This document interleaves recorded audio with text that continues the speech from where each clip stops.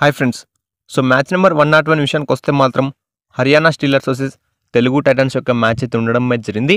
And ఈ match వచ్చేసి చాలా ఇంపార్టెంట్ మ్యాచ్ అని చెప్పుకోవచ్చు. ఇరు జట్లకి. ఎందుకంటే ఈ మ్యాచ్ వచ్చేసి మీకైతే డిసైడ్ చేస్తుంది. హర్యానా స్టీలర్స్ ఈ మ్యాచ్ కనుక గెలిస్తే మాత్రం ప్లే-ఆఫ్స్కి అయితే క్వాలిఫై కావడం అయితే జరుగుతుంది. మాక్సిమం అని చెప్పుకోవచ్చు. అండ్ ఈ మ్యాచ్లో వచ్చేసి తెలుగు టైటన్స్ టీం డిసప్పాయింట్ చేసి హర్యానాని క్వాలిఫై చేసే ఛాన్స్ ఉందా మనకు? తెలుగు టైటన్సే విన్ అయ్యి టాప్ 2లో వెళ్ళే ఛాన్సెస్ ఉన్నాయా లేవనేది ఈ వీడియోలో మనం అయితే మాట్లాడుకుందాం. అండ్ పవన్ శ్రాత్ గురించి కూడా ఈ వీడియో మాట్లాడుకుందాం. ఈ రోజు మ్యాచ్ ఆడతాడా లేదనేది. కాబట్టి మీరైతే తప్పకుండా వీడియోని ఎక్కడ స్కిప్ చేయకుండా వీడియోని తండ్రి చూడండి. వీడియో నచ్చితే లైక్ చేయండి అండ్ ఛానల్ని సబ్స్క్రైబ్ చేసుకోండి. ఫ్రెండ్స్, ముందుగా మ్యాచ్ విషయానికి వస్తే మాత్రం ఆల్రెడీ ఫస్ట్ మ్యాచ్లో మన తెలుగు టైటన్స్ టీం అయితే వన్ సైడ్గా హర్యానా పైన అయితే గెలవడం అయితే జరిగింది. అప్పుడు కూడా మనకైతే పవన్ శ్రాత్ అయితే లేడు. అండ్ ఈ మ్యాచ్లో కూడా పవన్ శ్రాత్ అయితే ఆడట్లేదని తెలుస్తుంది. కాబట్టి టోటల్లీ మళ్ళీ విజయ్ మాలికే టీంని అయితే కంట్రోల్ చేయాల్సి అయితే ఉంటుంది.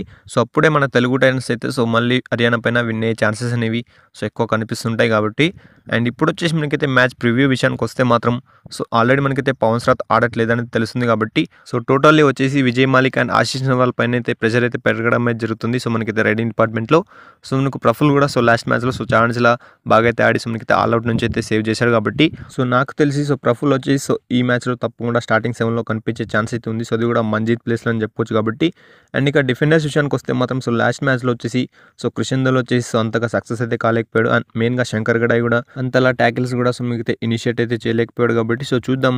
ఈ మ్యాచ్లో కూడా కమ్బ్యాక్ ఇచ్చే ఛాన్స్ అయితే ఉన్నట్టే తెలుస్తుంది. శంకర్ గడాయ్తో పాటు కృషిందల్ కూడా కమ్బ్యాక్ అయితే ఇవ్వాలి. అప్పుడే రైట్ కార్నర్లో సెట్ అయ్యే ఛాన్స్ ఉన్నట్లే తెలుస్తుంది. కాబట్టి అండ్ ఇక వేరే ప్లేస్ విషయానికి వస్తే మాత్రం డిఫెండర్స్లో సాగర్ కూడా ఛాన్స్లా బాగా ఆడుతున్నాడు. అండ్ అజిత్ కూడా కవర్ పొజిషన్లో మంచి ట్యాకిల్స్ అయితే చేస్తున్నాడు. కాబట్టి అదే ఫామ్ని ఈ రోజు కనుక చేస్తే మాత్రం తప్పకుండా హర్యానా పైన మళ్ళీ సెకండ్ టైం కూడా తెలుగు టైటన్సే విన్ అయ్యే ఛాన్సెస్ అనేవి కనిపిస్తున్నాయి. కాబట్టి అండ్ ఇక అపోనెంట్ టీం అయినటువంటి హర్యానా గురించి మాట్లాడుకుంటే మాత్రం వాళ్ళు వచ్చేసి ఏమాత్రం తగ్గట్లేదని చెప్పుకోవచ్చు. లాస్ట్ మ్యాచ్లో మనకైతే పాట్నా పైన అయితే విన్ కావడం జరిగింది. అండ్ దానికన్నా ముందు కూడా బెంగాల్ వారియర్స్ పైన అయితే ఓడిపోయి వస్తున్నారు. కాబట్టి చూద్దాం. మన తెలుగు టైటన్స్ టీం పైన ఆల్రెడీ వాళ్ళైతే ఓడిపోయారు. కాబట్టి ఈసారి కూడా వాళ్ళైతే గెలవడానికి అయితే ట్రై చేస్తారు. మెయిన్గా షాదులు అండ్ మనకైతే రైడర్స్ నుంచి శివం పటారే అండ్ వినయ్ తేవతే అని కనుక మన తెలుగు టైటన్స్ టీం యొక్క డిఫెన్స్ వచ్చేసి ఆపగలిగితే మాత్రం మ్యాచ్ వచ్చేసి తప్పకుండా మనదే అని చెప్పుకోవచ్చు. అండ్ మెయిన్గా తెలుగు టైటన్స్ టీం నుంచి మిస్టేక్స్ వచ్చేసి డిఫెన్స్లోనే ఎక్కువ అయితే జరుగుతుంటాయి. కాబట్టి అవి వచ్చేసి ఈరోజు అయితే మళ్ళీ కరెక్ట్ అయితే చేసుకోవాలి. లాస్ట్ మ్యాచ్లో కొంచెం ఎర్రర్స్ అయితే ఉన్నాయి. కాబట్టి రైట్ కార్నర్స్ నుంచి. కాబట్టి ఈ మ్యాచ్లో మొత్తం కరెక్ట్ చేసుకునే అవకాశం ఉన్నట్లే తెలుస్తుంది. కాబట్టి చూద్దాం. దీనిపైన మీరేమనుకున్నారు అండ్ మనకు ఏ టీం గెలిచే ఛాన్సెస్ ఉన్నాయనేది మీరు తప్పకుండా కింద కామెంట్ చేయండి.